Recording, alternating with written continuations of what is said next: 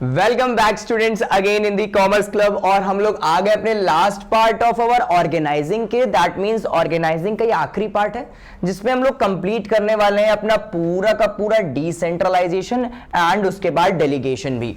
अच्छा, बच्चों में बहुत ज्यादा क्योस रहता है कि भाई डेलीगेशन क्या होता है और डिसेंट्रलाइजेशन क्या होता है। भाई दोनों में अथॉरिटीज को क्या किया जाता है, एक के बाद एक नीचे ट्रांसफर किया जाता है, लेकिन एक बेसिक डिफरेंस यहां पे पता नहीं चल पाता है कि भाई डेलीगेशन क्या रियलिटी में। भाई दोनों में देखो एक दूसरे से हम लोग क्या कर रहे हैं, दोनों में ही क्या करते हैं कि अपनी अथॉरिटीज को किसी और को देते हैं। लेकिन डिफरेंस क्या है, अगर दोनों ही अथॉरिटीज बांटने के लिए यूज होते हैं तो भाई मैं सिर्फ डेलीगेशन को ही पढ़ूं या फिर मैं सिर्फ डिसेंट्रलाइजेशन को पढ़ूं। दोनों को ही अलग अलग कंसेप्ट के हिसाब से सेम डेफिनेशन पढ़ने का क्या फायदा मेरा। बच्चे ध्यान रखना, यहां पे बहुत स्लाइट सा फर्क है।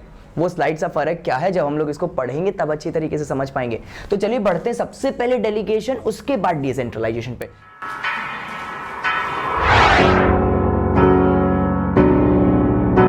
तो डेलीगेशन को पढ़ते हैं बच्चे। तो डेलीगेशन में लिखा है it refers to the downwards transfer of authority from a superior to subordinate.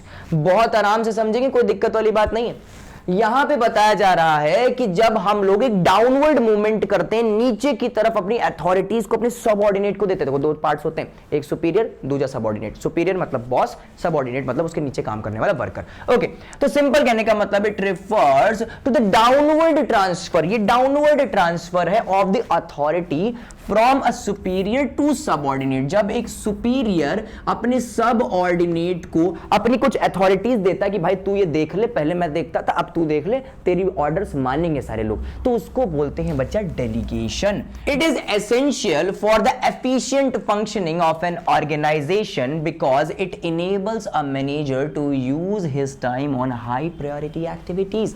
बच्चे ध्यान रखना, अगर आप हर चीज खुद करेंगे तो आप कोई भी चीज कर ही नहीं पाएंगे।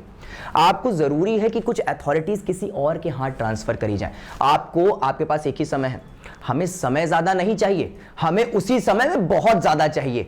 बहुत अच्छी लाइन है। तो सिंपल कहने का मतलब क्या है कि एसेंशियल है कि आप अपनी कुछ अथॉरिटीज किसी और को ट्रांसफर करें। अगर आप अथॉरिटीज को ट्रांसफर नहीं करेंगे तो एक चीज मैं बता दूं, आप कभी भी प्रोडक्टिव काम पे अपना दिमाग ही नहीं लगा पाएंगे। तो वहां पे जहां पे आपकी रियली नीड है वो कभी पूरी ही नहीं हो पाएगी। आप 10 काम कर रहे हैं, उसमें अपना 10% दे रहे हैं और सोच रहे हैं मैं 100% काम कर रहा हूं। नहीं बच्चे, इस चीज का ध्यान रखना, आपको एक जगह पे 100% देना है या फिर 80-20 का रेशियो दे सकते हो तुम। लेकिन अगर तुम हर जगह पे अपना इन्वॉल्वमेंट रखोगे तो तुम कभी भी स्पेशलाइज्ड काम नहीं कर सकते। इसीलिए delegation is really important for you all.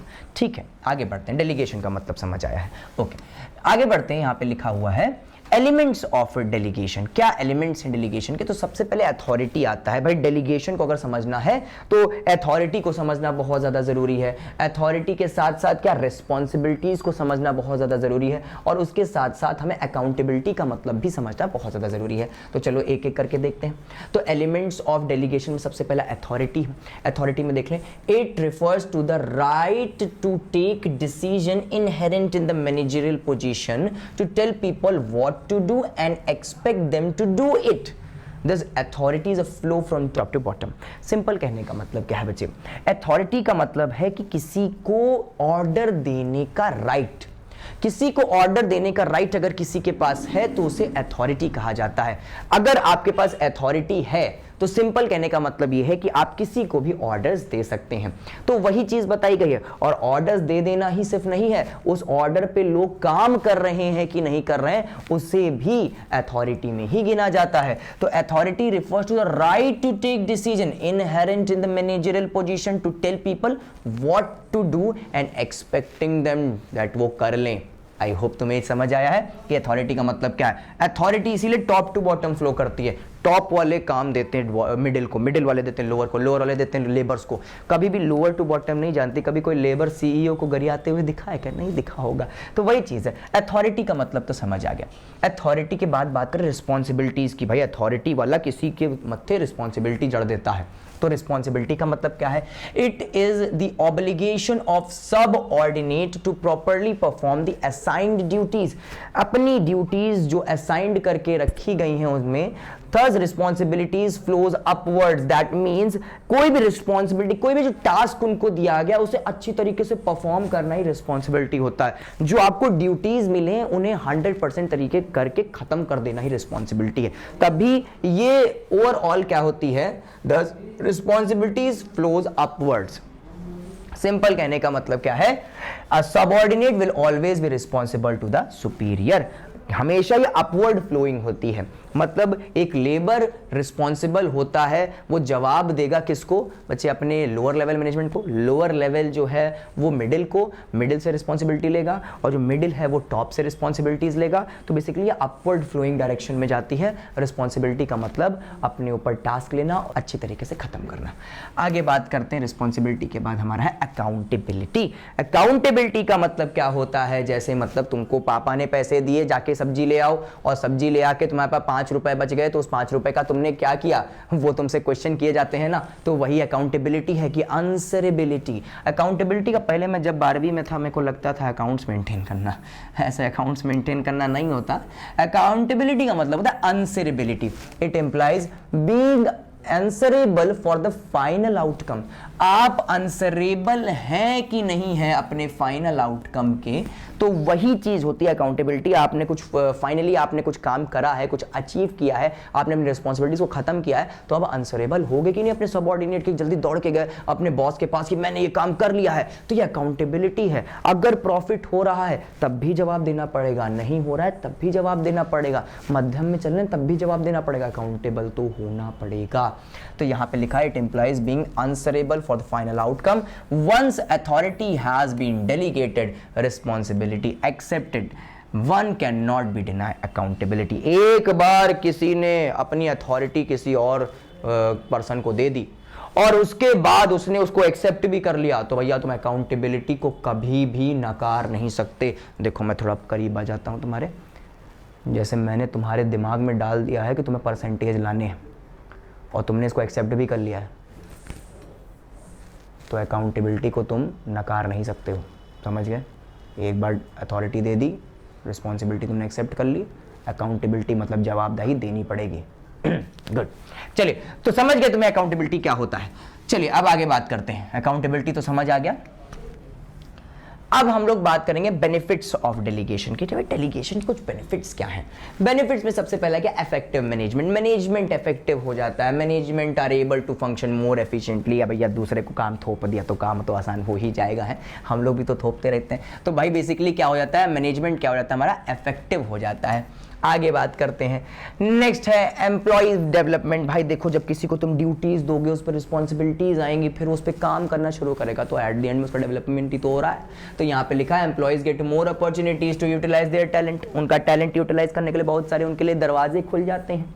आगे बात करते हैं मोटिवेशन ऑफ एम्प्लॉयज। एम्प्लॉयज को बहुत मोटिवेशन आता है, भैया मेरे को मेरे बॉस ने ये काम दिया है, तो भाई यहाँ पे मोटिवेशन आ रहा है कि नहीं आ रहा है? मोटिवेशन, भाई तुमको अगर किसी बच्चे को सुधारना होता है तो क्लास में उसी को मॉनिटर बना दिया जाता है, तो भाई मोटिवेशन मिलता है उसको, डेवलपमेंट होती है उसकी। तो सिंपल कहने का मतलब क्या है कि मोटिवेशन ऑफ एम्प्लॉयज भी यहाँ पे देखने को मिलता है।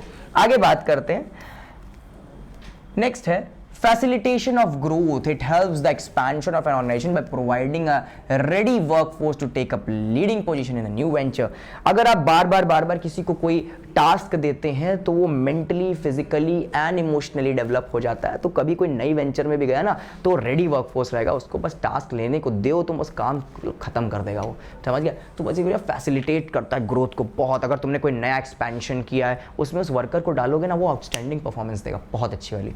चलिए आगे बात करते हैं बेटर कोऑर्डिनेशन। बेटर कोऑर्डिनेशन का मतलब it helps to avoid overlapping of duties. Duty overlaps करना, क्या कहते हैं, मैं बहुत सारी ड्यूटी एक साथ निभा रहा हूं, एक के बाद एक के बाद एक के बाद एक के बाद एक ड्यूटी मेरे ऊपर सर पे चढ़ती चली जा रही है, तो ये क्या है, ओवरलैपिंग ऑफ क्या कहते हैं एक्टिविटीज जो होती है वो देखने को मिल जाती है, तो ये अवॉइड करवाता है, जिससे क्या होता है बेटर कोऑर्डिनेशन देखने को मिलता है। तो it helps to avoid overlapping of duties and duplication of efforts. Efforts मतलब 3-4 लोग एक ही जगह पे मेहनत कर रहे हैं, अरे क्यों कर रहे हो, वहां पे एक बंदा काफी है, ठीक है।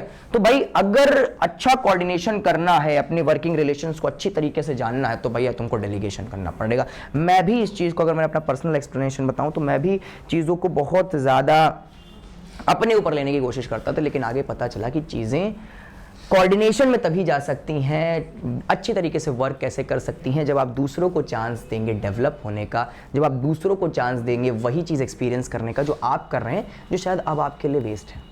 आई होप तुमको डेलीगेशन का मतलब समझ आ गया हो, जैसे आप दूसरी प्रोडक्टिव एक्टिविटीज़ पे अच्छा ध्यान निकाल पाए। तो आई होप तुमको बेटर कोऑर्डिनेशन का मतलब समझ आ गया है। ओके, तो बढ़ते हैं अब हम लोग अपने डिसेंट्रलाइजेशन पे। तो डिसेंट्रलाइजेशन का मतलब क्या है, तो पहले इसको रीड कर लेते हैं, फिर डिफरेंस भी बताएंगे। तो यहां पे लिखा है, it explains the manner in which decision making responsibilities are divided among the hierarchical levels. Decentralisation refers to delegation of authority throughout all levels of the organisation. यहां पे मैंने तुम्हारा आंसर बता दिया। डेलीगेशन और डिसेंट्रलाइजेशन में अंतर क्या है? डेलीगेशन में तुम किसी भी सबऑर्डिनेट को अपनी अथॉरिटी दे सकते हो, और डिसेंट्रलाइजेशन में तुम्हें हर लेवल के हिसाब से उनकी रिस्पॉन्सिबिलिटीज देनी पड़ेंगी। पहले टॉप देगा मिडिल को कुछ, और फिर देगा लोअर को, लोअर कुछ क्या कहते हैं सबऑर्डिनेट्स को कुछ दे देंगे। तो सिंपल कहने का मतलब क्या है कि इस तरीके से जो कारवां है वो बढ़ता चला जाएगा। सिंपल कहने का मतलब क्या है कि decentralisation is a systematic dispersal of the authority. ये सिस्टमैटिक वे से किस तरीके से अपनी अथॉरिटी लोगों पे बांटी जाए, उसे डिसेंट्रलाइजेशन कहते हैं। डेलीगेशन का तो सिंपल मतलब होता है किसी को भी पकड़ा दो अपनी अथॉरिटी जो ट्रस्टवर्दी हो, या फिर मैं सीधा कह सकता हूं ये थोड़ा सा डिटेल्ड वर्जन है डेलीगेशन का। डेलीगेशन इतना डिटेल्ड नहीं है, डिसेंट्रलाइजेशन उससे ज्यादा डिटेल्ड। यहाँ पे all each and every level of management देखा जाता है। वहां पे सारे लेवल्स ऑफ मैनेजमेंट नहीं देखे जाते हैं, एक सबऑर्डिनेट, दो, बहुत ज़्यादा तीन। यहाँ पे बहुत सारे मैनेजर्स होते हैं, लाइन स्टाफ, सब कुछ देखना पड़ता है। तो बड़ा थोड़ा बड़े पिताजी हैं ये, ठीक है। आगे बात करते हैं, importance of decentralisation develops initiative among subordinates. यहां पे लिखा हुआ है, it helps to promote self reliance and confidence among the subordinate. जैसे वो डेलीगेशन आपके अंदर वो सेल्फ कॉन्फिडेंस बूस्ट करता था, तो ये भी इसका काम भी वही है। तो यहां पे भी सेल्फ कॉन्फिडेंस ही बूस्ट होगा, ज्यादा कुछ नया देखने को तुम्हें नहीं मिलेगा। यहाँ पे decentralisation policy helps to identify those who may not be successful in assuming greater responsibility. ध्यान दें, यहां पे ये बहुत अच्छी लाइन है, a decentralisation policy helps to identify those who may not be successful in assuming greater responsibility। तो इसका मतलब क्या है बच्चों कि जो लोग जिनके पास बहुत ज्यादा ग्रेटर रिस्पॉन्सिबिलिटीज नहीं है वो निखर के आते हैं। हम लोगों ने किन्हीं ऐसे लोगों को रिस्पॉन्सिबिलिटीज दे रखी है जिनके पास पोटेंशियल तो है, लेकिन वो कहीं ना कहीं परफॉर्मेंस नहीं दिखा पा रहे due to their workforce and working environment. उनको जो अथॉरिटीज हैं वो जब डेलीगेट कर दी जाती हैं तब वो अपना बेस्ट पोटेंशियल शो करते हैं पूरी की पूरी ऑर्गेनाइजेशन में। आई होप तुमको ये चीज समझ आई हो। नेक्स्ट बात करते हैं बच्चा, develops managerial talent in the future. मैंने यही चीज आपको डेलीगेशन में बताई थी, तो बेसिकली वही चीज यहां पे रिपीटेड है। It gives them a chance to prove their ability, it creates a reservoir of qualified man power. Simple कहने का मतलब है ये पूरा का पूरा एक ग्रुप क्रिएट करके रख देता है क्वालिफाइड मैन पावर का। सिंपल कहने का मतलब ये है कि जो लोग सक्षम हैं, जो लोग निपुण हैं, उनका पूरा का पूरा एक स्ट्रक्चर क्रिएट कर देता है डेलीगेशन, डिसेंट्रलाइजेशन।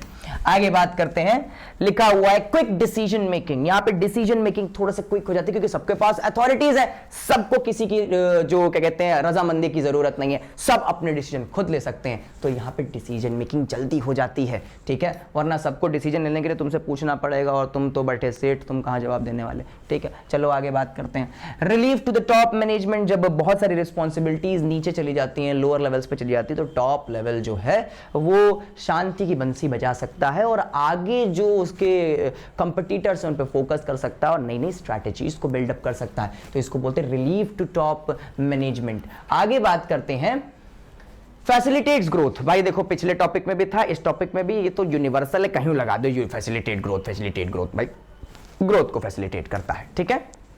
क्या लिखा है, it awards greater autonomy to the lower levels of the management as well as the divisional and departmental heads. अलग अलग देखो भाई, तुम उनको रिस्पॉन्सिबिलिटी दोगे तो उनको सैलरी भी ज्यादा देनी पड़ेगी, बोनस होगा, उनकी स्किल्स भी बढ़ेंगी, इनहांस होगा, कॉन्फिडेंस इंक्रीज होगा, हर चीज में ग्रोथ ही ग्रोथ है। ऑर्गेनाइजेशन से लेकर पर्सनल ऑब्जेक्टिव, सोशल ऑब्जेक्टिव, सब कुछ आपका ग्रोथ में जाएगा, कोई दिक्कत वाली बात नहीं है। आगे बात करते हैं बच्चा, बेटर कंट्रोल, अच्छा कंट्रोल। अब यहां पे कंट्रोल करने वाला सिर्फ एक नहीं है, बहुत सारे, हर लेवल्स में इतने सारे हम लोगों ने अथॉरिटीज डाल के रखी हैं कि कंट्रोल बहुत अच्छा हो रहा है। It make it possible to valuate performance at each level. The department can be individually held accountable for their results. अपने रिजल्ट्स के लिए अकाउंटेबल हो जाते हैं। हर डिपार्टमेंट में कोई ना कोई हेड आ जाता है, सब अथॉरिटी, सब नवाब, सारे के सारे लोग कंट्रोल करने लगते हैं हर चीज को, और एक अच्छा कंट्रोल देखने को मिलता है। आई होप तुमको ये चीज़ बहुत अच्छे से समझ आ गई। और यार इसको लिखने का कोई भी दिक्कत वाली बात नहीं, और मैं तुम्हारे लिए जल्दी से वीडियो लाने वाला हूँ जिसमें तुम्हें आंसर फॉर्मेशन बताऊंगा कि किस तरीके से लिखना है। देखो ये सारी चीज़ें बहुत ज़्यादा ज़रूरी हैं, इन सबको अगर तुम नोट्स नहीं बना रहे हो तो बना लेना चाहिए तुम्हें, वरना ऐसी पढ़ाई का क्या फायदा है यार। जो वीडियो देखी फिर कोई दूसरे क्रिएटर की वीडियो देखने लगे, फिर कोई और एजुकेटर की वीडियो देखने लगे, तो वीडियो देखने में पूरा जन्म निकालना है क्या? ठीक है, आई होप तुमको ये वीडियो समझ आई हो। इसके बाद शायद थैंक्स फॉर वाचिंग ही होगा, बिल्कुल सही। ठीक है, मिलते हैं तुमसे इसके बाद नए चैप्टर के साथ, एक फ्रेश एनर्जी के साथ, और मैं तुमको भी देखना चाहता हूँ बढ़िया एनर्जी के साथ है। कॉफी वॉफी बना के रखना, ठीक है, बढ़िया, हैव अ नाइस डे।